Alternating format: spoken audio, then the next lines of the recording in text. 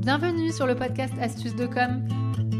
Je suis Natalia, dirigeante de l'agence de communication Optimize NC et du centre de formation digitale Optimize Learning à Bordeaux. Ici, sur ce podcast, je vous partage des trucs et astuces pour améliorer votre communication au quotidien. Vous n'avez pas encore fait appel à moi? Je rafraîchis votre plan de com avec un rendez-vous de 2 heures. N'oubliez pas de réserver votre place dans mon calendrier. En attendant, place à mes conseils. J'espère que vous êtes prêts. Je vous souhaite une bonne écoute. Me revoilà pour un nouvel épisode et aujourd'hui, je vais vous parler encore de réseaux sociaux. En même temps, c'est un peu un sujet de prédilection quand on parle de communication, c'est un incontournable. Mais spécialement, donc, je vais vous parler de 3 formats tendances qui sont assez faciles finalement ou pas à mettre en application. Mais en tout cas, vous devez vous pencher sur la question. Donc premièrement, un format qui fonctionne très bien, c'est le format carrousel. Ce qui est génial, c'est que ce format donc, s'applique particulièrement sur Instagram et sur LinkedIn, mais par exemple, c'est aussi un format que vous pouvez utiliser donc, sur Facebook et même sur TikTok, puisqu'on a vu depuis un moment maintenant donc, l'apparition de carrousel aussi sur TikTok. Donc, qu'est-ce qu'un carrousel? Si vous ne savez pas encore ce que c'est tout simplement, vous savez, quand vous allez par exemple sur Instagram, voir une publication et que vous allez pouvoir faire défiler plusieurs vignettes, plusieurs visuels ou plusieurs photos même, avec des informations. Donc typiquement, c'est adapté quand on va partager par exemple un conseil. Imaginons donc je fais un carrousel sur 5 conseils pour lancer son podcast en 2024. Et donc le carrousel, ça va me permettre de créer une vignette par conseil. Donc ce qui est bien, c'est que ça plaît à beaucoup d'utilisateurs. Il y a des gens, ils préfèrent regarder des carousels plutôt que de lire des publications. Donc ça permet de plaire à cette cible-là. Ça rend votre publication ludique et interactive puisque les gens aiment bien faire défiler. Ça va vous permettre de faire ressortir des informations clés et donc d'être impactant sur le sujet que vous avez choisi. Et non négligeable, c'est aussi un format qui permet de garder un peu plus longtemps les utilisateurs. Et ça plaît beaucoup. En fait, le temps de rétention sur vos publications, ça plaît aux petits robots qui se disent que si une personne reste longtemps sur votre post, c'est que votre post doit être très intéressant et donc votre post pourra potentiellement être davantage mis en avant. Donc le carrousel, c'est vraiment quelque chose que je vous recommande. Alors effectivement, ça peut prendre un petit peu de temps parce que ça demande de la création quand même de plusieurs visuels. Donc soit vous avez mis en place des templates comme on en a déjà parlé, notamment sur Canva. Et dans ce cas-là, vous optimisez un petit peu le temps puisque vous n'allez pas réinventer la roue à chaque fois. Donc, vous avez déjà des visuels tout faits que vous allez réutiliser en changeant les textes ou quelques infos. Ça fonctionne bien. Ou alors, après, c'est d'essayer de faire des carousels pas trop complexes, très basiques au début pour vous lancer. L'idée, c'est pas de faire des carousels sur chaque publication parce que c'est vrai que c'est un format qui prend du temps. Et le but, c'est de varier les différents formats que vous communiquez sur les réseaux sociaux. Mais par exemple, vous pouvez dire, je fais un carrousel tous les 15 jours ou un carrousel par semaine. Ça dépend du nombre de posts que vous créez. Donc, premier format tendance sur les réseaux sociaux, c'est le carrousel. Deuxième format tendance, je voulais vous parler de ce qu'on appelle le photodump. Donc ça, en fait, l'idée, c'est de plonger un peu dans le cœur, au cœur de votre entreprise ou dans vos coulisses, les abonnés de vos réseaux sociaux, en faisant un petit récap photo de vos temps forts. Donc, ça peut être le photodump de la semaine, le photodump du mois. Tout simplement, vous avez déjà dû voir ça. Donc, en fait, vous allez par exemple choisir entre 5 et 10 photos de vos temps forts et vous allez mettre dans votre post une sorte de légende.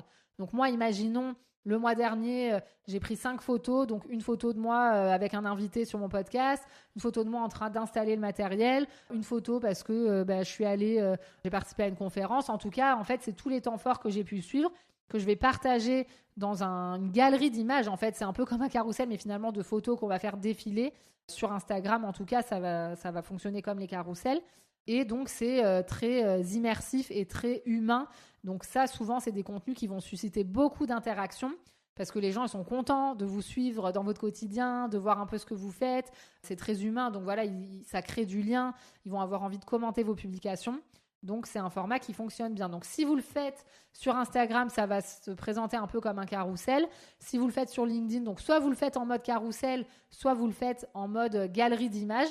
Mais en tout cas, voilà, l'idée, c'est de présenter vos derniers temps forts avec, bien sûr, la légende en post dans l'ordre de parution des images pour qu'on puisse bien comprendre ce que vous avez fait. Et le troisième format que je voulais vous rappeler, donc parmi les tendances sur les réseaux sociaux, bien évidemment, je pense que vous vous en doutez, c'est la vidéo.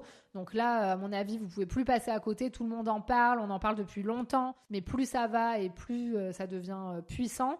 Donc là, la vidéo, c'est un format qui continue d'exploser. Donc certes, il y a de plus en plus de gens qui font de la vidéo, donc forcément, ça marche entre guillemets un peu moins qu'il y a quelques temps. Mais ça reste un format qui fonctionne très très très très bien. Premièrement, pareil, parce qu'il garde longtemps les utilisateurs. Deuxièmement, parce que c'est un format dynamique, incitatif, interactif, qui potentiellement peut aussi susciter des interactions. Et c'est un format qui va s'adapter à beaucoup d'activités. Parce que vous pouvez faire des vidéos en mode face caméra, vous donner des conseils, comme moi je le fais par exemple, notamment sur mon compte Instagram ou sur LinkedIn.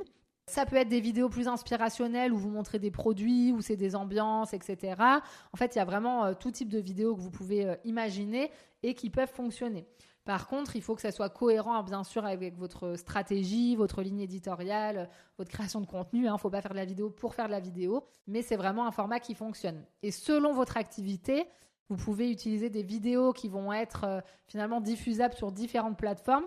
Par exemple, moi, comme je suis en B2B, que ça soit sur Instagram ou sur LinkedIn, ma cible sont plutôt des pros, donc des community managers, des chargés de com, des indépendants. Donc, je peux mettre les mêmes vidéos à peu près donc sur Instagram et sur LinkedIn. Donc, clairement, en termes de temps passé, c'est quand même plutôt intéressant. Par contre, voilà, si vous êtes en B2C et que vos clients sont des particuliers, autant sur Instagram et TikTok, souvent, vous allez pouvoir mettre les mêmes contenus, mais par exemple, vous n'allez pas forcément mettre la même chose sur LinkedIn. Donc ça se réfléchit. Et il faut savoir qu'en conclusion, vraiment, ce qu'on retient de ces trois formats, finalement, c'est que ces trois formats qui vont garder les utilisateurs. Donc, en fait, ça pose quand même une question. Finalement, c'est comment vous pouvez faire, vous, sur les réseaux sociaux, quand vous créez des contenus, pour essayer d'avoir des contenus qui gardent les utilisateurs le plus longtemps possible. Donc, soit parce que c'est peut-être des posts parfois qui sont longs, même s'il ne faut pas trop le faire non plus, soit c'est parce que c'est des carousels, des vidéos, des photos dump, enfin voilà, à vous de réfléchir.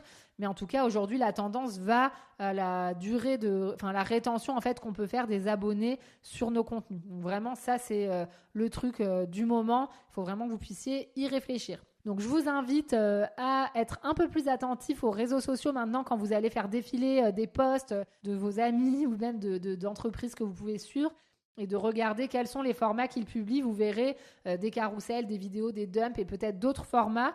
Je pense que vous pouvez être attentif et ça peut aussi vous donner des idées pour comment l'appliquer pour vous, votre communication.